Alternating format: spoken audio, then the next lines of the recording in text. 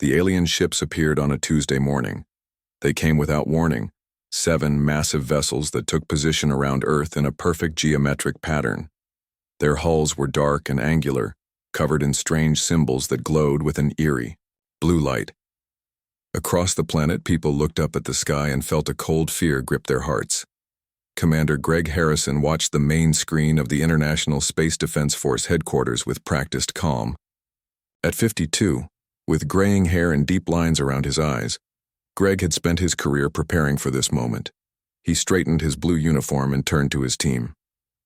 "Send the greeting message exactly as rehearsed," he said. "Remember, you're training. Act surprised, act scared."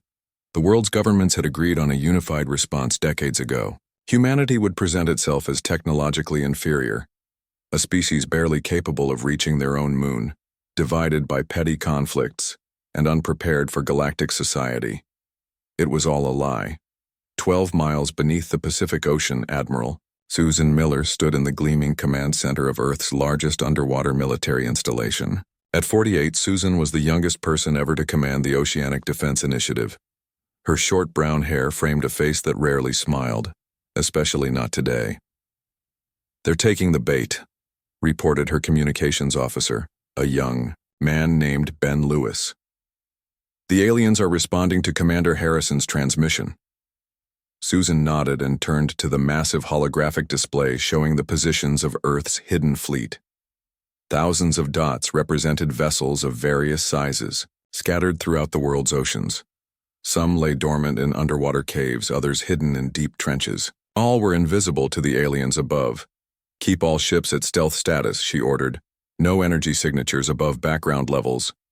On the space station orbiting Earth, the alien delegation met with selected human representatives. The Xel ambassador, a tall being with iridescent scales and 4 arms, looked down at Greg with obvious disdain. "Your species has potential," the ambassador said through a translation device. "The Xel Dominion offers protection and guidance to developing worlds. You will become our newest protectorate." Greg lowered his eyes, playing the role of the intimidated human. "This is very sudden. We need time to consult with our world leaders." The ambassador's mouth formed what might have been a smile. "Of course. You have 3 Earth days to accept our generous offer. The alternative would be unfortunate." As the meeting continued, Lieutenant Olivia Reed sat at her station in the Underwater Command Center, analyzing data streams from the Xel ships. At 29, she was one of the ODI's most brilliant intelligence officers. Her fingers flew over the holographic controls as she worked. "Admiral," she called out, "I'm finding references to multiple other species in their communications. At least 26 other worlds have been approached the same way we are being approached now." Susan moved to Olivia's station. "And most accepted protectorate status. Those that refused." Olivia's voice trailed off as she pulled up an image on her screen. It showed a planet with massive impact craters visible even from space. "I see," Susan said quietly. "Keep digging. I want everything you can find on their weapons capabilities, fleet positions, and homeworld location." The next day, the news spread across Earth. Alien vessels had arrived, first contact had been made. The population reacted with a mixture of fear, excitement, and uncertainty. But underneath this public reaction, military personnel around the world quietly moved to their stations. Secret hatches opened on the ocean floor as small submersibles carried crew members to their assigned vessels. In his modest apartment in Washington, D.C., Greg packed a small bag. His public role was nearly complete. Soon he would disappear and take his real position as captain of one of the fleet's destroyer-class vessels. He looked at the photo on his nightstand, himself as a young officer standing beside the first prototype of the underwater fleet. That was 25 years ago, when humanity had first detected faint signals from deep space that warned of dangerous predatory species. They had been preparing ever since. At the United Nations, world leaders put on a convincing show of panic and disagreement. Some argued for immediate surrender to the alien demands. Others called for resistance despite Earth's apparent technological disadvantage. It was a carefully choreographed performance. In the White House, the president met with the Joint Chiefs in the underground Situation Room. Admiral Miller reports all fleet units at Readiness Level 2, said General Paul Martinez. 93% of vessels are fully crewed and armed. The President nodded. And the aliens have no idea? None, sir. The oceans mask everything. Energy signatures, radiation, construction activity. To their sensors, we look exactly like what we're pretending to be. A pre-galactic civilization with rudimentary space technology. On the third day, the Kazel ambassador returned to the space station for Earth's answer. The human delegation arrived looking appropriately nervous. "Have you reached a decision?" the ambassador asked. "We have," replied the Secretary General of the UN, a tall woman named Carol Baker. "Earth accepts your offer of protection. We recognize the wisdom of joining your dominion." The alien made a gesture of satisfaction. "Excellent. A wise choice. Our ships will begin landing tomorrow to establish administrative centers. We require control of certain resource-rich regions and will provide you with a list of technologies that are now forbidden to your species." When the human delegation returned to Earth, Greg made his final public appearance at a press conference. He spoke of the need for cooperation with the Xel and assured the public that everything would be fine if everyone followed the new rules. 3 hours later, he boarded a submarine off the coast of California that would take him to his ship. Beneath the Atlantic, Pacific, Indian, and Arctic Oceans, final preparations were underway. Engineers checked weapon systems that had never been used outside of tests. Pilots ran simulations of surface breaches. Communication officers synchronized their quantum-entangled networks that no alien technology could detect or intercept. In her command center, Susan Miller received reports from all fleet divisions. She turned to her second-in-command, Captain Jack Ryan. "The Kazel are sending a diplomatic delegation to establish control," she said. "They'll land tomorrow in 7 locations around the planet. 108 ships will be accompanying them." "Hardly seems fair," Jack said with a slight smile. 108 against our million." Susan didn't return the smile. "Have Captain Blackwood and the USS Leviathan move into position under the primary landing site. When I give the order, I want them to surface first." "The Leviathan? That's our largest carrier." "Exactly," Susan said. "When we reveal ourselves, I want to make an impression they'll never forget." As night fell across Earth, millions of people looked up at the alien ships with fear, unaware of the vast power that waited beneath the waves. Tomorrow, the galaxy would learn that humanity was not the easy prey the Kazel had expected to find. Tomorrow, everything would change. The Kazel ships descended from orbit the next morning. Sunlight gleamed off their hulls as they broke through the clouds above 7 major cities around the world. The largest vessel, nearly a mile long, hovered above New York City, casting a shadow over Manhattan.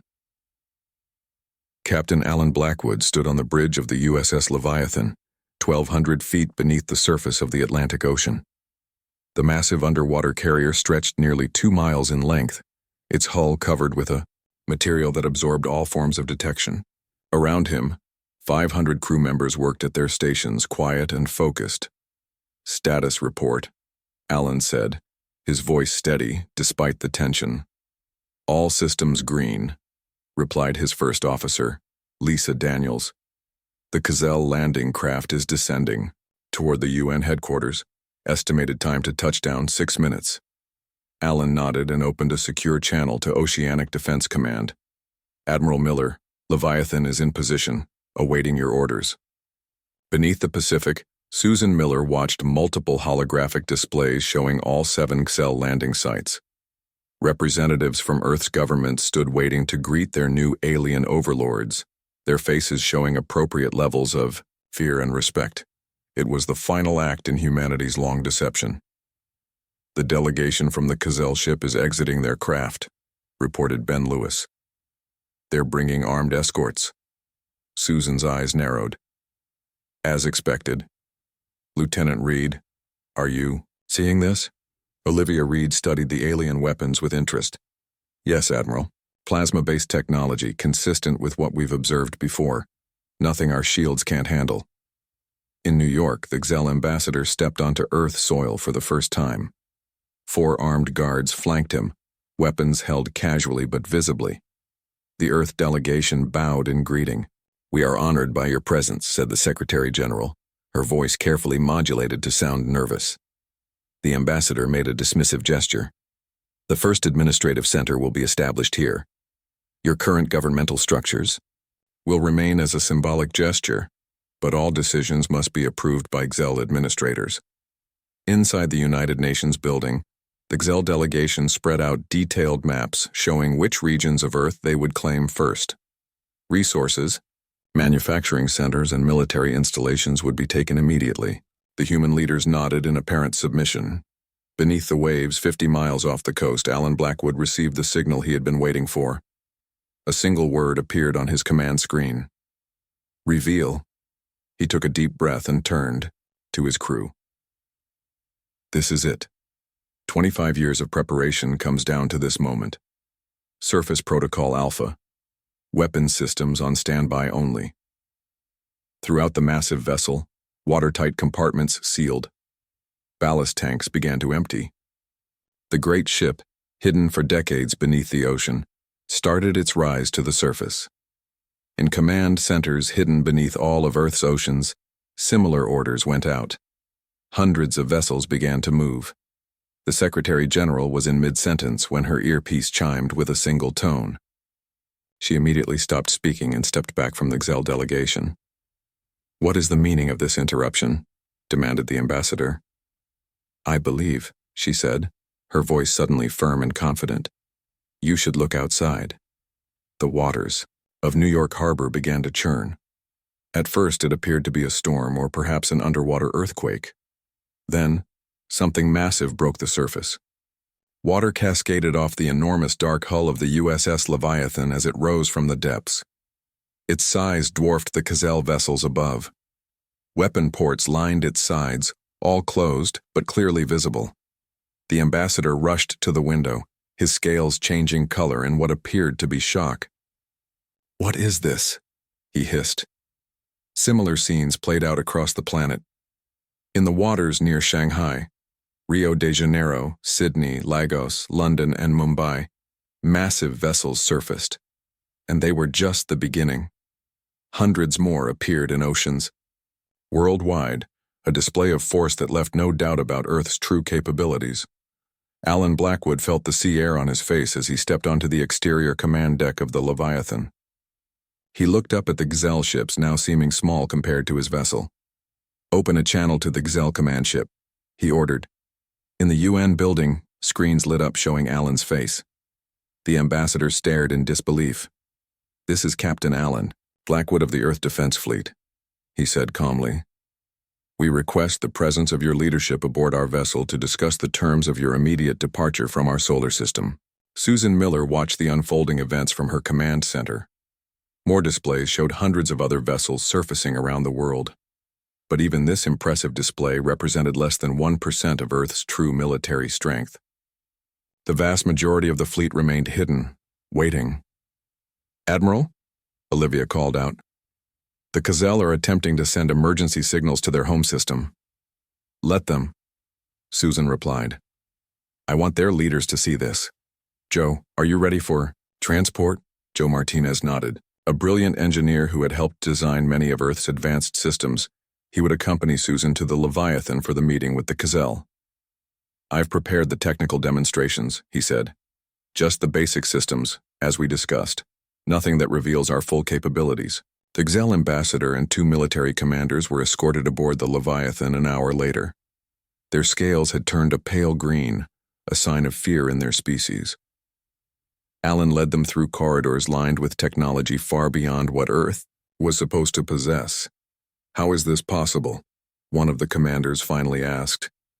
"Our scans showed nothing of this. Your species was supposed to be primitive." Alan smiled thinly. "The oceans are excellent at hiding things. We detected your observation probes 50 years ago and have been preparing ever since." In the main conference room, the aliens found Admiral Miller and her team waiting. Maps showed the positions of hundreds of surfaced vessels with hints of many more still hidden. "Your species has practiced deception," the ambassador accused, regaining some of his composure. "We call it prudence," Susan replied. "We've studied the fate of worlds that revealed their true technologies to the galaxy too soon. We chose a different path." Joe Martinez activated a display showing the propulsion and defensive systems of Earth's fleet. "Our vessels can operate equally well in water and space. The pressures of the deep ocean make for excellent testing conditions." The Gazelle military commanders studied the specifications with growing alarm. One whispered something to the ambassador, who seemed to physically deflate. "What are your terms?" the ambassador finally asked. Susan slid a datapad across the table.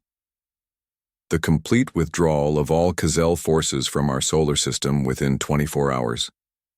Recognition of Earth's sovereignty and territorial claims, extending to the edge of our system.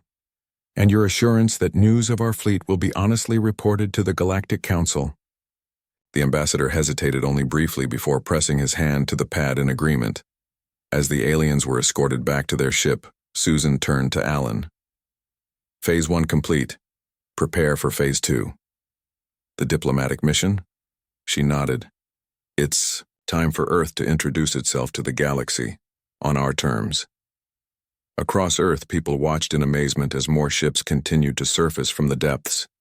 A new era had begun, and the galaxy would never be the same. News traveled faster than light across the galaxy. Within days, every major species had heard about Earth and its hidden oceanic fleet. The stories grew with each telling. Some said Earth had 10,000 ships. Others claimed 100,000. Few believed the true number. Over 1 million vessels hidden beneath the planet's waters.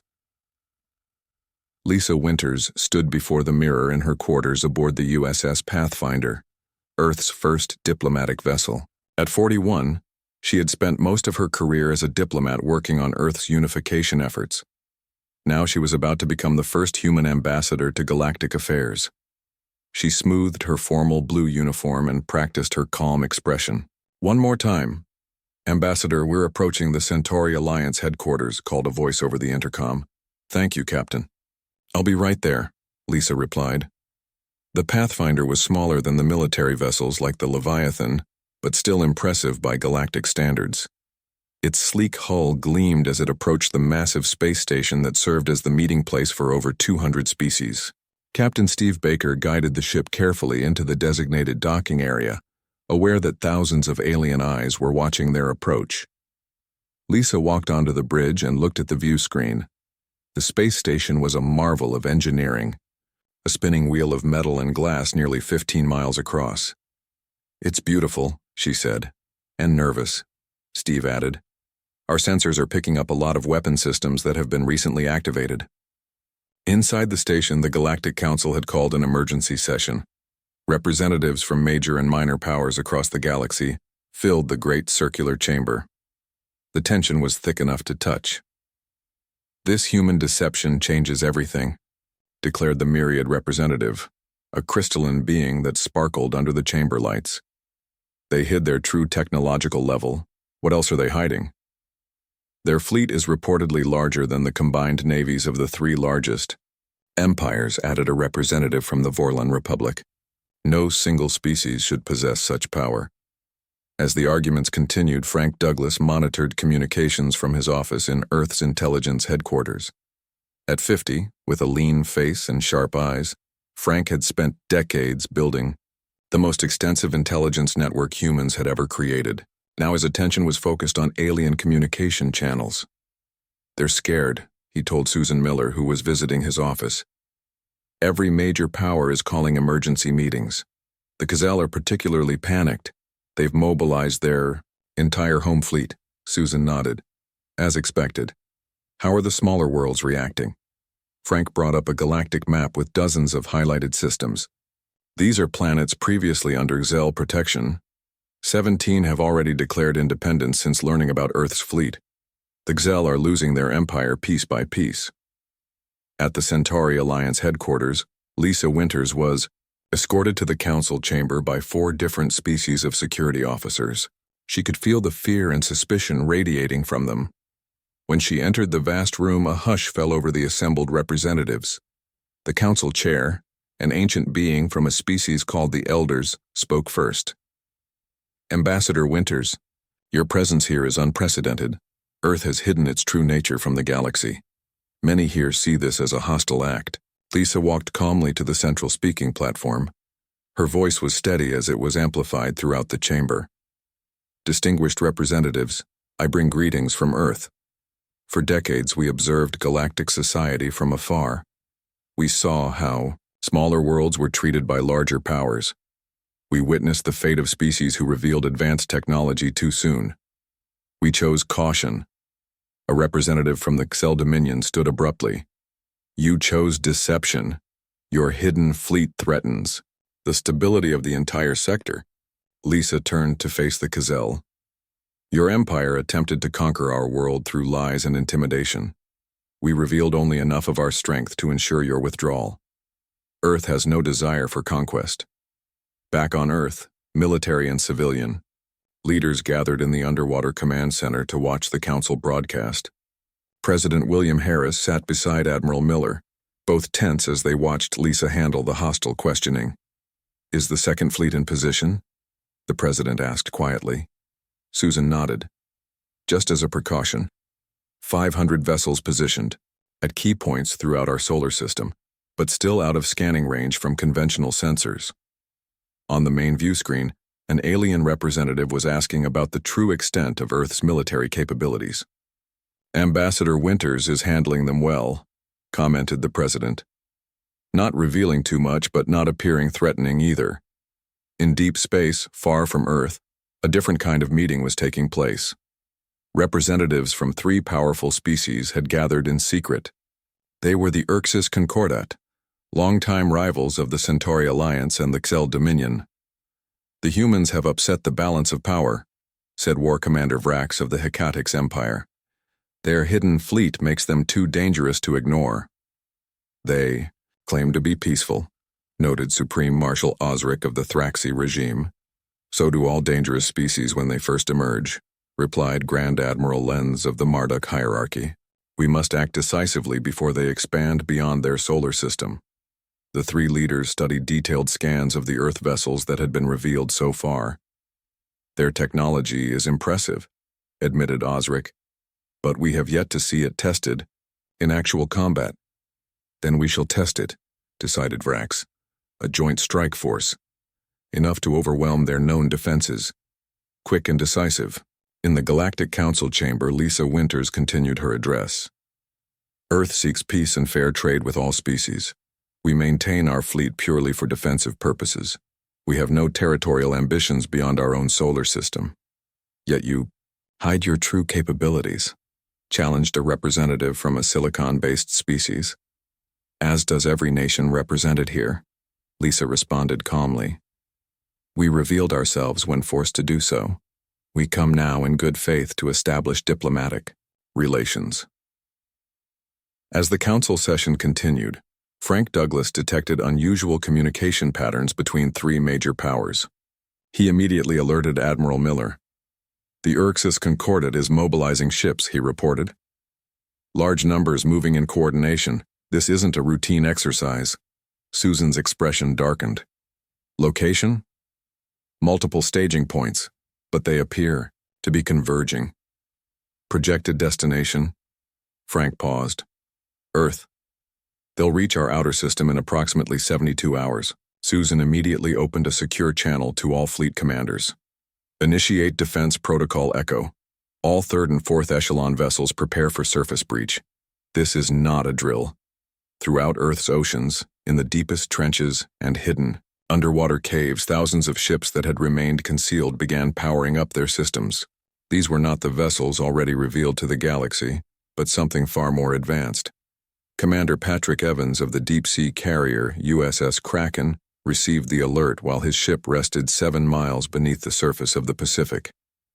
He turned to his crew, men and women who had trained for years for this moment. It appears we'll be seeing action sooner than expected, he told them. Prepare for surface breach in 24 hours. At the Centauri Alliance headquarters, Lisa Winters received an encrypted message from Earth. She maintained her diplomatic composure as she read it, but her heart raced. The Urx's Concordat was coming, and they were coming with warships. Earth's hidden fleet was about to face its first real test. The Urx's Concordat attack fleet entered Earth's solar system 3 days later. 217 warships dropped out of faster-than-light travel near the orbit of Neptune. Their hulls were painted in the dark colors of their respective empires, black and red for the Hecatics, blue and silver for the Thraxi, and green and gold for the Marduk. They moved in tight formation, weapons already charged. Admiral Susan Miller stood in Earth's Central Command, watching the hostile fleet's approach on the main display. She had not slept in nearly 48 hours, but her eyes were clear and focused. "They're exactly where we expected them," she said, "right on schedule." Around her, the command staff monitored systems and relayed orders to Earth's defenders. The first line of defense, a network of automated sensor platforms, had already detected the invaders.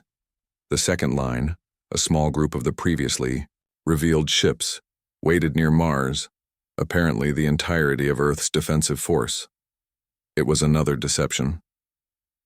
Beneath the Atlantic Ocean, Commander Patrick Evans gave the order for the USS Kraken to surface. The massive carrier rose slowly from its resting place 7 miles down. It had never been seen by alien eyes before. Around it, 25 other vessels of similar size also began to rise. "All hands to battle stations," Patrick ordered. "Weapons, systems online. Shield generators at full capacity." His second-in-command, Major Diane Foster, monitored the combat readiness display. "All systems green, Commander. The crew is ready." The Kraken broke the surface of the Atlantic with a massive upheaval of water. Its dark hull, nearly 3 miles long, gleamed in the sunlight.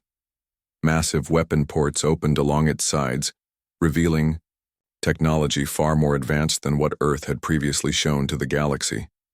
Similar scenes played out in oceans around the world. Ships that had remained hidden during the first revelation now rose from the depths. These were Earth's true capital ships, the backbone of the oceanic fleet. In the Mariana Trench, the deepest part of Earth's oceans, Admiral Miller had placed her greatest surprise. From this dark abyss, 5 supercarriers began to ascend, each 5 miles long and carrying hundreds of smaller craft. War Commander Vrax of the Hecatics watched the small Earth defense fleet near Mars with contempt. "Pathetic," he said to his bridge officers. "They have committed only a token force to meet us." "Our intelligence indicated they had thousands of ships," said his tactical officer cautiously. "Exaggerations and lies," Vrax replied.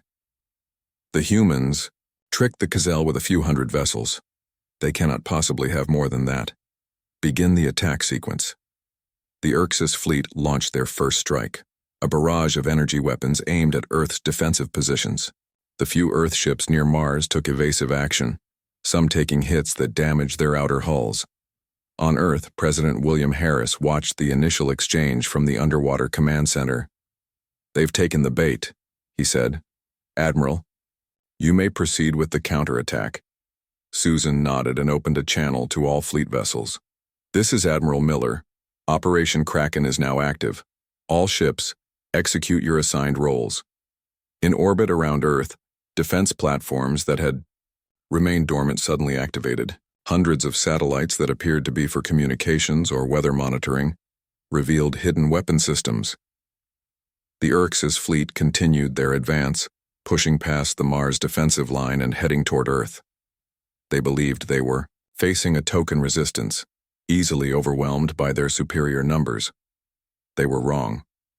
When the first wave of Earth's true fleet reached low orbit, sensors across the Urx's fleet began to sound alarms. Supreme Marshal Osric of the Thraxi stared in disbelief at his tactical display. "Impossible," he whispered. "There are thousands of them." The Earth vessels coming up from the planet's surface were unlike anything the Urx's had seen before.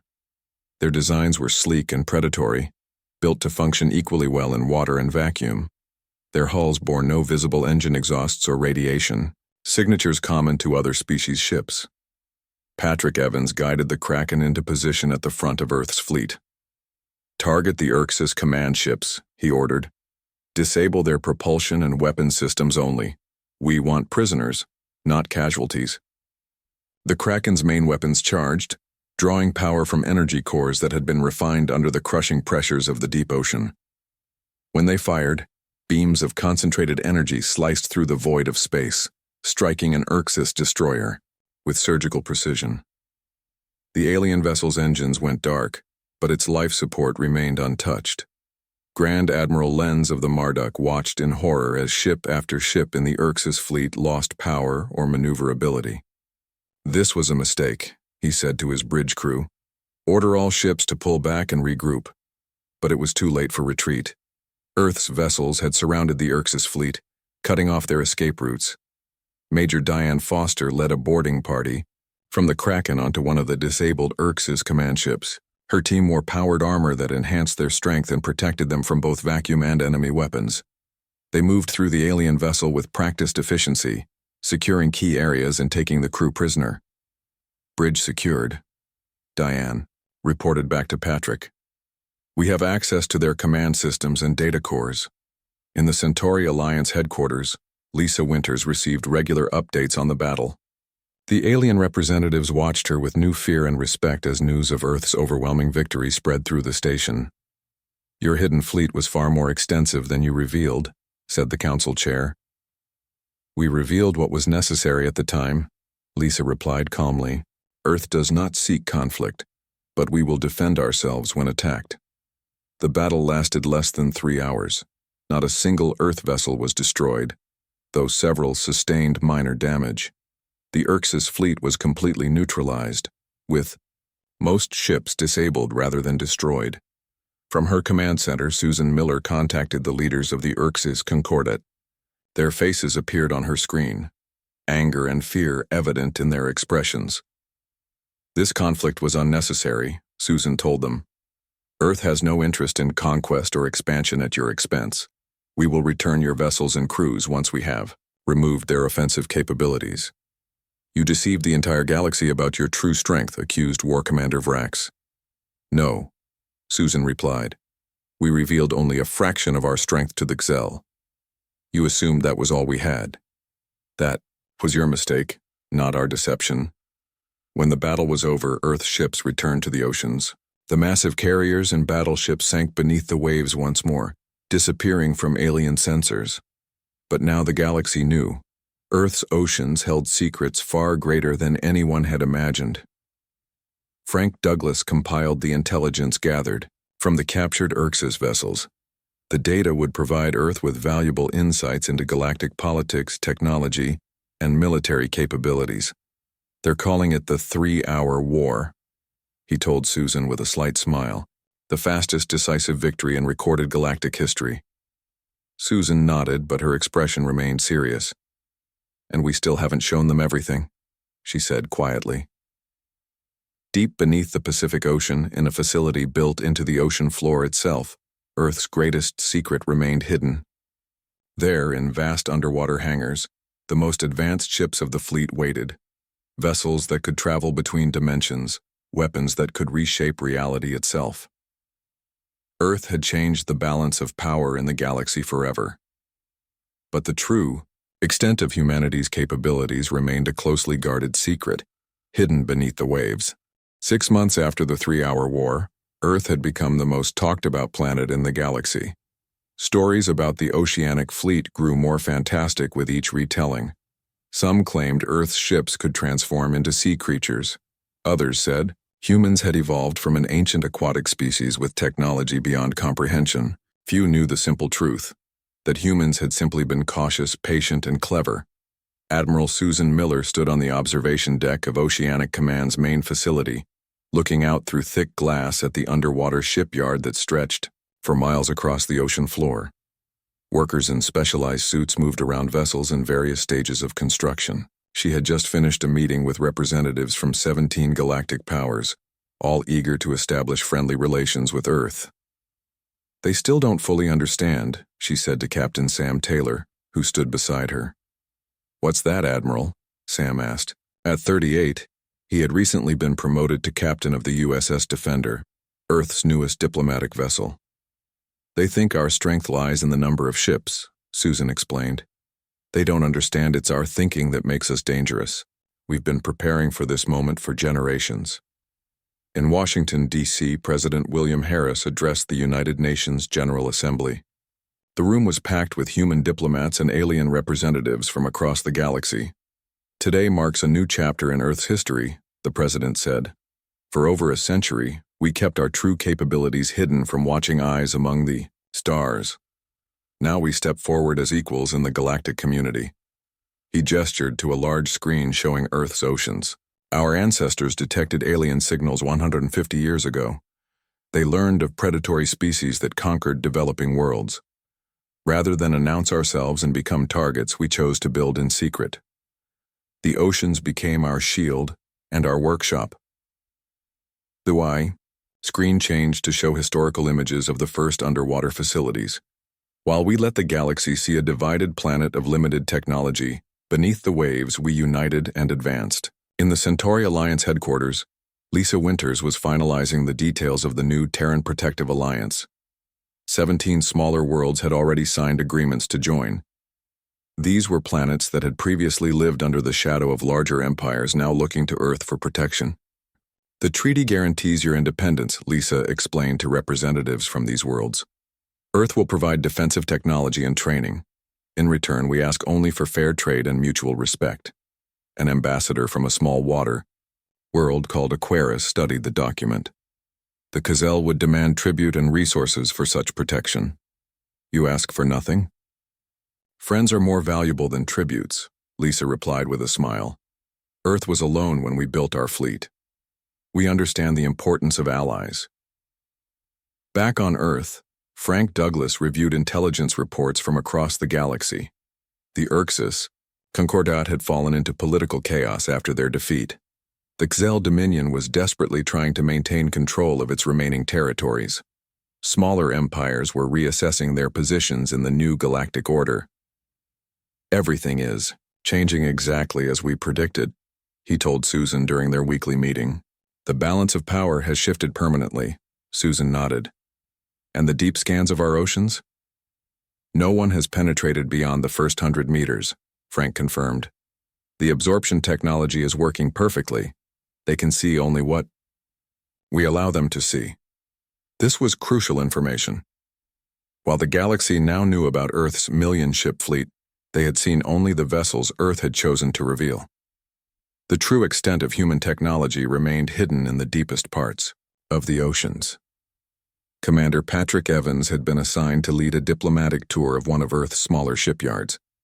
He guided a group of alien dignitaries through carefully prepared areas, showing them exactly what Earth wanted them to see. Impressive, but not frightening. This facility can produce 50 vessels per year, Patrick explained as they walked through a massive underwater dome. We maintain similar shipyards in all major oceans.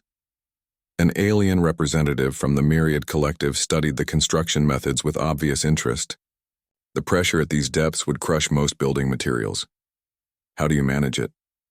Patrick smiled. The pressure is an advantage, not an obstacle. It helps us test and strengthen our materials. Ships that can withstand the deep ocean can handle almost anything space throws at them. What he didn't mention was that the truly advanced construction happened much deeper, in facilities built into the ocean floor itself. In her private quarters, Susan reviewed the final report on Earth's complete military capabilities. The document was eyes only, accessible to just 5 people on the entire planet.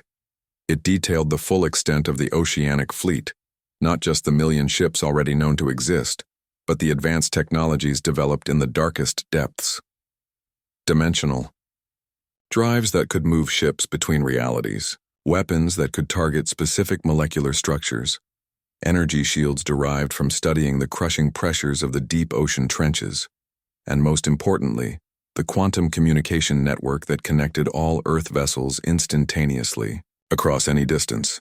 Susan encrypted the document and placed it in her personal safe. Some secrets would remain hidden, even in this new era of openness. In the White House, President Harris met with the Joint Chiefs to discuss the future of Earth's defenses. The galaxy now knows we exist, and that we are powerful, he said. But they need not know everything. We will continue to build, to advance, to prepare. General Paul Martinez nodded in agreement. The oceanic facilities remain our greatest advantage. No other species has developed underwater technology to the same degree. They simply don't think to look beneath the waves. On the final day of the diplomatic tour, Earth hosted a demonstration of its fleet. 500 vessels surfaced simultaneously around the planet. A fraction of the total force, but still an impressive display. The alien representatives watched from observation platforms, their expressions showing a mixture of awe and concern. Captain Sam Taylor stood beside Admiral Miller as they greeted the most important visitors on the deck of the USS Defender. "Will you show us more of your underwater facilities?" asked the Centauri Alliance chair. "Some," Susan replied with a diplomatic smile. "Earth's oceans still hold many private wonders." As the diplomatic festivities continued, deep beneath the Mariana Trench, work never stopped. In the darkest depths of Earth's oceans, where the pressure would crush any conventional vessel, new ships were being built. Advanced technologies were being tested. The next generation of Earth's defenses took shape in perfect secrecy. Humanity had revealed enough of its strength to secure its place in the galaxy, but beneath the waves, Earth kept its greatest secrets. Insurance against whatever threats the future might bring. The oceans had protected Earth's development for centuries. Now they protected its most advanced technologies, hidden from prying eyes among the stars. The galaxy had learned to fear Earth's revealed power, never suspecting how much remained concealed beneath the blue waters that covered most of the planet's surface. Earth would never again be vulnerable. The hidden fleet, growing stronger with each passing day, would make certain of that.